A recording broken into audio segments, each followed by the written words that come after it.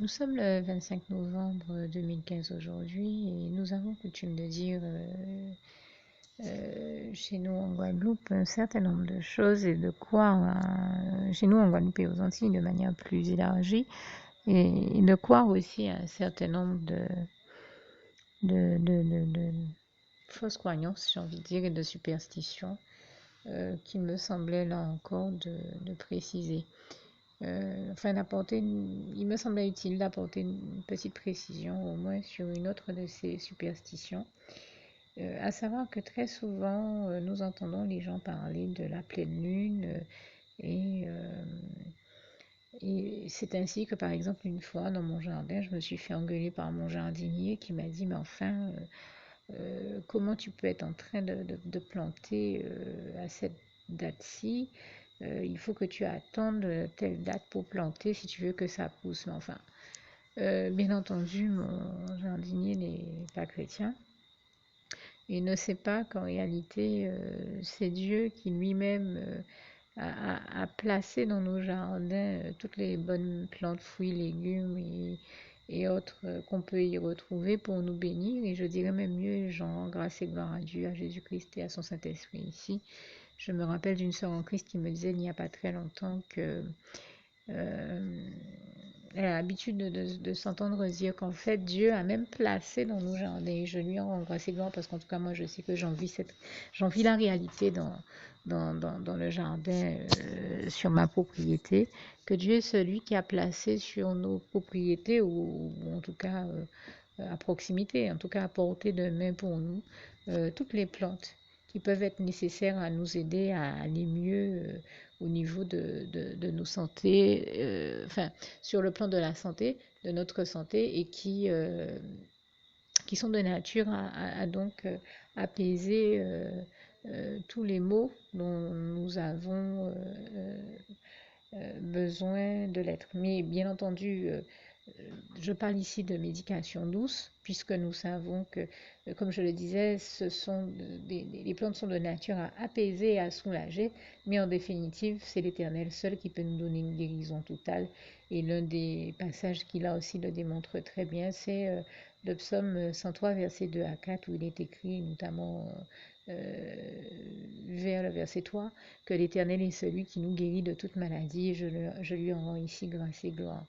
Une autre chose donc par rapport à mon propos initial et concernant ce que j'entends le jardinier me dire bien souvent, eh bien combien de fois, eh bien justement, j'ai fait une expérience en pratique qui démontre bien que quand il me dit qu'il faut que j'attende telle ou telle date pour que les choses poussent dans mon jardin, ça ne tient pas la route puisque la date qu'il m'indiquait, moi je me rappelle d'être une fois revenue avec des plants qu'il fallait urgemment pousser si je voulais qu'ils survivent et qu'ils puissent continuer à pousser. Si j'avais attendu la date qu'il m'indiquait, ben, ces plants-là n'auraient pas survécu. Donc, et c'était de bons plants dont Dieu m'avait béni, je lui rends grâce et gloire. Donc il fallait bien que je les plante. Donc il était tout bonnement hors de question que j'attende la date que m'indiquait mon jardinier. Eh bien, ce que j'ai fait, c'est que j'ai fait une bonne prière à Dieu et nous savons qu'avec les bonnes prières, Dieu ne dort pas, il exauce toujours toutes nos bonnes prières. J'ai dit Seigneur, merci d'étendre la main sur ces plantes et de faire pousser toutes les plantes que tu veux dans mon jardin. Je lui rends grâce et gloire parce qu'elles n'ont jamais aussi bien poussé. Et ça me donne ici l'occasion de témoigner de la gloire de Dieu et de vous dire que tous ces événements-là et bien d'autres m'ont démontré que c'est l'Éternel, notre merveilleux Dieu d'amour, qui fait pousser, qui étend la main pour faire pousser. Je lui rends grâce et gloire et qui étend la main pour faire pousser tout ce qui a besoin de pousser. Qu'il s'agisse d'ailleurs, et il est celui qui nous fait porter du fruit. Jésus-Christ est celui qui nous fait porter du fruit. Je sais que c'est écrit dans sa parole et je lui rends grâce et gloire. Et il est donc celui qui fait pousser, qu'il s'agisse de plantes, de fruits, de légumes ou de toute autre chose qui a besoin de pousser. Il est celui qui nous fait porter du fruit, tant réellement dans nos jardins, donc de manière naturelle que de manière spirituelle, avec tous les enfants spirituels dont il nous bénit. Et il est celui qui fait donc pousser tout ce qui a besoin de pousser positivement, de se développer, de s'accroître dans nos vies et dans tous les domaines de nos vies, sur tous les plans de nos vies.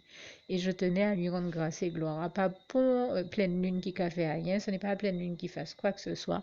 C'est l'Éternel, notre merveilleux Dieu d'amour, qui nous bénit, qui étend la main sur nous ou sur toute autre chose qui a besoin de pousser, nos plantes, nos fruits, nos légumes, pour faire pousser tout ce qui a besoin de pousser. Et toute la gloire revient à Dieu, à Jésus, à son Saint-Esprit et nul autre. Et qu'on ne vienne pas me raconter que c'est une date ou un quartier de lune qui fait pousser des choses. C'est là encore une croyance très ancienne qu'on retrouve chez nous et qui est véhiculée à gauche, à droite, par-ci, par-là. De ci, de là, ben non, ça rime à rien parce que je peux vous dire que combien de fois j'ai fait l'expérience du contraire en pratique et que j'ai fait tout sauf attendre. Je ne m'occupe même pas de la lune. C'est hier qu'une de mes filles spirituelles, nous étions en train de rouler dans sa voiture, me dit, mais tiens, c'est la pleine lune, je vais faire telle chose. Je dis, alors là, mais ça doit bien faire 10 ans que je ne me suis pas souciée de la vie de la lune euh, et comme me disait un frère en Christ aujourd'hui, je crois bien que si Dieu avait envie, on avait envie, il pourrait même enlever la lune du ciel s'il en avait envie, ou la faire tourner dans un autre sens, et, et ça ne rimerait à rien et ça n'empêcherait à rien de pousser s'il avait décidé de faire pousser des choses.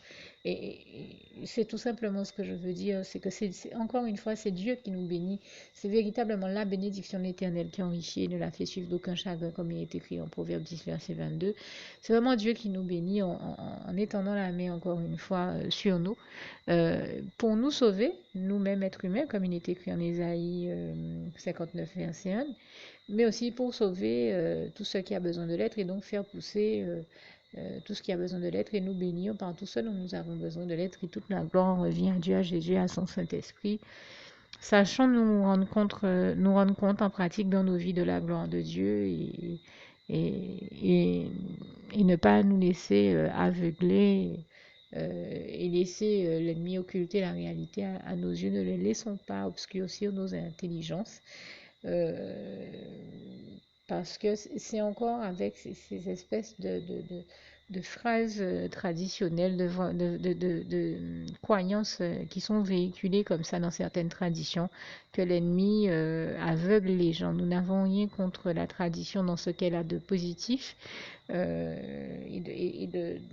tout l'enrichissement qu'elle peut représenter, tant qu'elle ne va pas à l'encontre de nos convictions spirituelles et qu'elle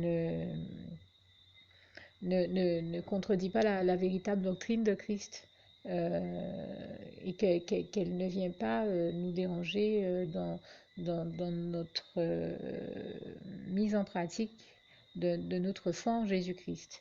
Maintenant, quand elle vient contredire la foi en Jésus-Christ et sa doctrine, eh bien là forcément nous ne pouvons pas, nous récusons, nous nous élevons en faux pour détruire toute fausse croyance et toute, j'ai envie de dire, illusion et aveuglement généré, et j'ai même envie de dire tout obscurcissement des intelligences généré, provoqué par l'ennemi, le père du mensonge, comme le Seigneur Jésus nous en a averti en Jean 8, verset 41-47. Nous savons qu'il ne se tient point dans la vérité, et c'est ça en quoi nous élevons en faux contre cela et cherchons à ramener tous ceux qui en ont besoin à la prise de conscience de la vérité et de la réalité et de la vérité qui est Jésus-Christ, comme il est écrit en Jean 14, verset 6, et grâce et gloire soient rendues à Dieu, à Jésus, à son Saint-Esprit, au Seigneur Jésus-Christ en particulier, qui nous libère en nous révélant la vérité, tout comme il nous en a averti en Jean 8, verset 32,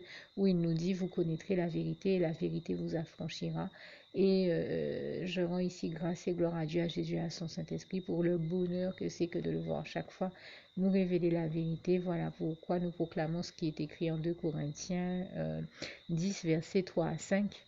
Et c'est en ce sens que je disais que donc que nous nous élevons donc en faux contre tous les mensonges, illusions, aveuglements et fausses croyances ainsi que superstitions que l'ennemi génère qu'il essaie et auxquelles il essaie de faire les gens adhérer. Ben nous n'y adhérons pas et nous invitons le maximum de personnes à agir, à continuer à agir en pleine conscience et en toute bonne intelligence. Que Dieu vous garde et vous bénisse. À bientôt. Alors, je tiens à ajouter ici également une précision à toutes fins utiles.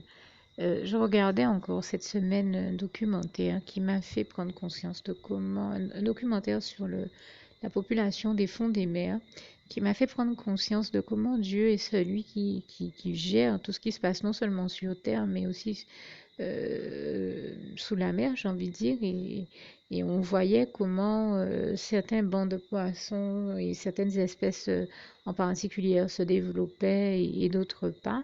Et je me suis dit, mais c'est d'une rare évidence que, comme il est écrit dans le psaume 24, verset 1, l'Éternel, la terre et tout ce qu'elle renferme, Dieu est celui qui gère aussi. Il m'a paru totalement évident que Dieu est celui qui gère tout ce qui se passe sous la mer, puisque du haut de son trône, l'Éternel, notre merveilleux Dieu d'amour, voit et est au contrôle de tout ce qui se meut sur terre, de tout ce qui vit et qui se meut sur terre, comme ça, sa parole nous le certifie bien. Donc, j'ai l'habitude de dire qu'il n'y a que Dieu qui puisse gérer les 7 milliards de vies qu'il y a sur terre, humaines, de vie humaine, mais il gère aussi toute forme de vie, et notamment le mouvement des océans et tous les poissons sous les eaux, puisque, soyons clairs, aucun être humain, même quand il en est très passionné, ne pourrait parvenir à gérer tout ce qui se passe sur tous les océans à la fois en même temps. Il n'y a que Dieu qui peut faire ça et un exploit pareil et toute la gloire revient à Dieu, à Jésus, à son Saint-Esprit. Donc rendons-nous à l'évidence pour la question du jardinage comme pour la question de la pêche et tout ce qui se rattache aux activités de ce type-là nautiques et autres, en tout cas à la vie même dans les fonds marins. Il n'y a que Dieu qui gère tout ça. Ce n'est pas du tout une question de lune, de pleine lune, de quartier de lune. Ce n'est pas ce qui fait qu'un pêcheur, là encore, réussit à avoir une pêche abondante. C'est bien Dieu, Jésus-Christ et son Saint-Esprit seul qui gère toutes ces choses et il n'y a que Dieu qui décide de bénir ou pas quelqu'un, comme je disais tout à l'heure, comme il est écrit en Proverbe 10, verset 22, c'est la bénédiction de l'Éternel qui enrichit et ne la fait suivre d'aucun chagrin. Ce n'est pas la lune qui vient nous bénir, mais c'est Dieu et Dieu seul et toute la gloire. On revient à Dieu, à Jésus-Christ, à son Saint-Esprit, lui qui a toujours de toute manière le désir de nous bénir, comme il est écrit en 3 Jean 1, verset 2. Dans ce si beau passage où Dieu nous dit son désir de tous nous bénir et de nous voir en bonne santé, heureux et épanouis, tout ce que nous sommes. Maintenant, dans quel sens j'ai dit quand c'est Dieu qui décide de bénir ou pas, parce que malheureusement, il faut reconnaître que le problème ne vient pas de Dieu. Hein. Dieu, lui, il est bon en tout temps, et même de génération en génération, comme ce passage du psaume 100, verset 5, nous en rappelle bien la réalité. Il y a tout simplement que, comme également il est écrit en Deutéronome chapitre 28, chapitre très intéressant à lire, qui nous démontre comment quand l'homme obéit à Dieu, eh bien, il s'attire à lui-même des bénédictions et ce chapitre nous détaille la liste des bénédictions que l'on s'attire à soi quand on obéit à Dieu et que l'on sert Dieu. Eh bien, il faut comprendre que inversement, quand un homme choisit de désobéir à Dieu et de ne pas le servir, de s'éloigner de lui, de son amour et de sa bienveillance, il s'attire à lui-même des problèmes, les pires problèmes et donc des malédictions qui en découlent par conséquent. C'est tout bonnement logique. Et à ce moment-là, ce n'est pas Dieu qu'il faut incriminer, mais bien ceux qui choisissent de se rebeller contre Dieu sous l'emprise du diable. Hein. Il faut que les choses soient claires et j'ai tenu là aussi à le préciser pour que le sens de mon propos, encore une fois, soit compris ici en toute bonne intelligence. Donc soyons clairs, c'est pas une question de lune, c'est une question de grâce de Dieu, c'est rien d'autre que ça, hein. C'est par l'unique grâce de Dieu que nous parvenons à faire tout ce que nous arrivons à faire dans la vie, que nous connaissons tous les moments de victoire, de bonheur et de réussite dont Dieu nous bénit. Ce n'est rien d'autre que ça, c'est pas une question de lune, de soleil, ni de quoi que ce soit d'autre. Et, euh, et je pense en l'occurrence encore à bien d'autres passages qui en démontrent bel et bien la réalité. C'est d'une rare évidence. Et ne laissons donc pas l'ennemi, encore une fois, obscurcir nos intelligences avec toutes ces fausses croyances qu'il cherche à développer inutilement. Alors pour tous ceux qui, comme moi, continuent à être émerveillés par l'Éternel, notre merveilleux Dieu d'amour et la splendeur glorieuse de son règne, comme il est écrit dans le psaume 148, versets 8 à 21, et qui n'aurait jamais encore adressé la si belle prière qui va suivre à Dieu, à Jésus, à son Saint-Esprit, eh bien n'hésitez pas non seulement à l'adresser au Seigneur, mais aussi à la partager avec tous vos contacts et bien-aimés de la part du Seigneur Jésus. Et comme dit une sœur en Christ, le Seigneur vous en bénira. Je termine donc avec ce si beau passage également de Philippiens 4, verset 7. Que la paix de Dieu qui surpasse toute intelligence garde vos cœurs et vos pensées en Jésus-Christ. À bientôt. Alors pour toutes celles et ceux qui ne l'auraient jamais encore fait auparavant, je partage avec vous ici la prière par le biais de laquelle le Seigneur Jésus m'a sauvé la vie et vous invite tout simplement à lui ouvrir vos cœurs, à être sincère avec lui dans ce que l'on va dire ici, puisque si Dieu me met à cœur de partager avec vous cette prière, tout comme il le fait toujours avec chacun de nous, c'est tout simplement parce que Dieu nous a sauvé la vie, m'a sauvé la vie et nous a sauvé la vie à tous, hein, tous ceux qui partageons avec les autres cette prière, et que nous l'avons vu nous faire tellement de bien, nous donner tellement d'amour, nous combler de bonheur dans les bras d'amour de Jésus, et bien que nous souhaitons au maximum de personnes d'aller aussi au paradis et de connaître le bonheur des bras d'amour de Jésus ainsi que d'être sauvés par lui.